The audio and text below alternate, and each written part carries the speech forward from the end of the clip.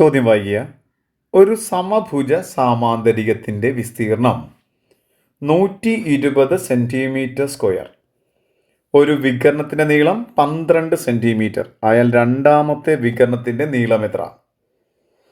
ഈ സമഭുജ സാമാന്തരികം എന്ന് പറയുന്ന ആൾ അഥവാ റോംബസ് എന്ന് പറയുന്ന ആളുടെ ഇക്വേഷൻ എങ്ങനെയാണ്? വിസ്തീർണത്തിന് 2 ഇക്വേഷൻ ഉണ്ട്. ഇങ്ങനെ ഇരിക്കുന്ന ആളാണ് സമഭുജ സാമാന്തരികം. ഇവിടെ നമുക്ക് 2 വികരണങ്ങളെക്കുറിച്ചാണ് പറഞ്ഞിരിക്കുന്നത്. അപ്പോൾ വികരണങ്ങൾ നമ്മൾ പറയുന്നത്, ഒന്നാമത്തെ വികരണം D1, രണ്ടാമത്തെ വികരണം ഡയഗണൽ അഥവാ വികരണം D2 ആയാൽ ഏരിയ. വികരണങ്ങൾ തരുമ്പോൾ അയാളുടെ പരപ്പളവ് അഥവാ ഏരിയ എന്ന് പറഞ്ഞാൽ, വിസ്തീർണം എന്ന് പറഞ്ഞാൽ ഇങ്ങനെയാണ്: ഹാഫ് D1 D2.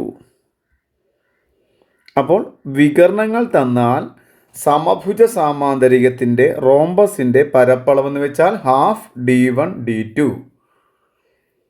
ഇവിടെ നമുക്ക് എന്താണ് പറഞ്ഞിരിക്കുന്നത്? ചോദ്യത്തിൽ ഈ വിസ്തീർണം 120. അപ്പോൾ അല്ലേ, ഹാഫ് D1 D2 എന്ന് പറയുന്ന ഇതിൽ വിസ്തീർണം എ എന്ന് പറയുന്ന ആൾ വിസ്തീർണം നമുക്ക് 120 എന്ന് തന്നിട്ടുണ്ട്. ഇതിൽ half D1 D2 half into ഒരു വികരണം തന്നിട്ടുണ്ട്. ആ ഒരു വികരണത്തെ നമുക്ക് 12 എന്ന് എടുക്കാം. രണ്ടാമത് നമുക്ക് അറിയില്ല, അതിന് D2 എന്നും പറയാം. കണ്ടോ, നമുക്ക് ഈ 12ഉം 2ഉം കൂടെ വെട്ടാം. എത്ര പ്രാവശ്യം? 6 തവണ. അപ്പോൾ 6 ഇൻറ്റു D2 എന്നാണ് ഇവിടെ കിട്ടിയത്. അതാണ് 120. അപ്പോൾ D2 കണ്ടുപിടിക്കാൻ എന്ത് ചെയ്യണം? ഇവിടെ ഒരു 120 ഉണ്ട്. ഇൻറ്റു 6 ഇവിടെ വരുമ്പോൾ എത്ര? ഇൻറ്റു 6 അല്ലേ? ഇങ്ങോട്ട് വരുമ്പോൾ ഡിവൈഡഡ് ബൈ ആയി. 6ഉം 12ഉം കൊണ്ട് വെട്ടാം 2 തവണ. ആ 0 അങ്ങനെ തന്നെ ഇട്ട് കൊടുത്തു. അപ്പോൾ D2 എത്ര കിട്ടി?